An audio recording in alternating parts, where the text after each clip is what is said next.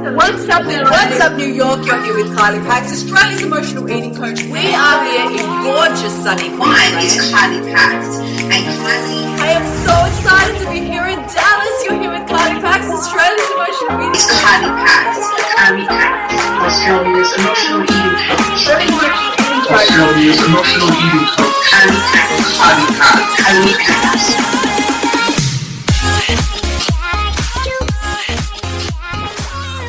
Episode of Ditch the Diet podcast is proudly brought to you by Ditch the Diet Online Bootcamp, my 6-week course that I am so proud to share with you. Registration is now open. This course has changed the lives of thousands of women around the globe. It is my 5 foundational steps for breaking free from emotional eating, taking control of your relationship with your body and food for life. Head to my website, kyliepax.com/bootcamp to find out more. So awesome to have you here, and I'm really, really pumped to be able to share with my community the amazing stuff that you're doing in the world. So just to begin with, I wanted you to give us a bit of a rundown. Tell us about yourself and how you got to creating the business that you're in right now and how you got to where you are right now in life as well. Yeah, absolutely. Well, as some people know, and for those of you who have never met me before, as Christine said, my name is Kylie Pax. I am Australia's emotional eating coach, and what I do is help women who, how I like to say, basically who cannot stand next to a chocolate cake without wanting to roll around in it naked. We have those situations where, for many, many people, food is just not an issue. But if you've ever had those situations where you feel sad, mad, glad, happy, any emotion basically, in fact, and you turn to food as a way to drown out what you're feeling and replace it with another feeling which is way more pleasurable, because let's be real, chocolate. It's usually chocolate cake cookies, right? Sweets of any kind, but some of us are also more onto the savory, crispy types of things. But, these are the women that I work with. And the way that I sort of found my path was I did this sort of, my underlying training is in that health coaching sort of genre. And that's where I started out. And then I had a fabulous group of girlfriends who actually pulled me aside one day, some other business associates, and sort of said to me, we get what you're doing, we're feeling the vibe, but I feel there's a little there more for you. I don't think you're being authentically and honestly yourself with your audience. They said, we know about your history with emotional eating. We know about your history with yo-yo dieting. We watch you and the way that you eat and the way things are very we can tell these are trigger points for you. And we just basically are calling you out and want to say, if you're going to do it, go all in. And that is exactly what I did. What I decided to do was to turn the thing that I was so ashamed of into my brightest shining star, and let that what I used to consider my menace become my message to the world, and let other women know that there's nothing to be ashamed of. Not only is there nothing to be ashamed of, this is so common. Everybody at some stage turns to food to fill an emotional need. So it's a way for me to sort of put it out there to go, this is real. It's not, you're not crazy. The fact that you really feel like chocolate does have a Wi-Fi connection to your brain is true. It's real. And these are things that we can deal with. Exactly, given the right tools and implementation strategies, it's all deal withable. There's a new phrase for us. But it's all, I don't want to say fixable, because you're not broken. Like, it's very normal. So that's sort of how I came to be on the journey and the path that I'm on. So tell us just a little bit more about your history, in terms of your history with emotional eating. Like, was there a trigger for that? Was there something that set it off? Or was it a response to something in your life? Like, how did you come about in terms of having what is now your brightest shining star?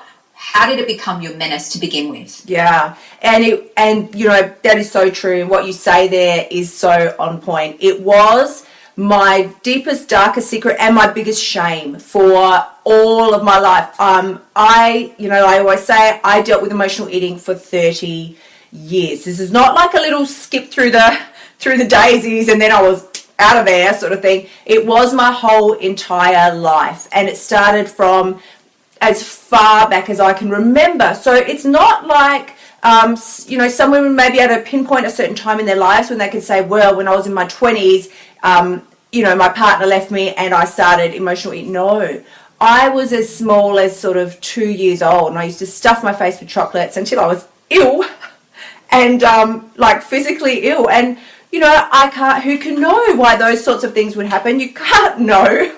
All I can know for sure is that I was certainly quite a little sugar fiend from a very young age, and there was no off switch for me. Enough was never enough. So it started from very young childhood all the way through, into teenage years and then adulthood. It was just, food was my everything. There was no other way that I felt with that was acceptable to cope with feelings. I just turned to food. But for the longest time, I didn't even know what I was doing. I didn't realize what I was doing. I did not put a name to the action. It wasn't like I sat back and went, oh, I'm emotional eating again. All I knew was that I felt as though I was the greatest loser in the whole world, the biggest failure, because every time I felt something, I couldn't stick to any diet, and every time I was sad or upset or anything, I was stuffing my face, and all I knew really internally was that I was an enormous giant failure, and that's the feeling that I went through my entire life with. I was not good enough, I could never be good enough, and so the vicious cycle continued. I would soothe those feelings with chocolate, hate myself even more, stuff more donuts down my face to relieve those feelings, and on we went. So, as I say, it really is a very challenging situation for so many women, which is why it's so incredibly important to know that you're not alone. And not only are you not alone, it's very normal behavior. We live such stressful lives. So that's pretty much how it rolled out for me in the big picture.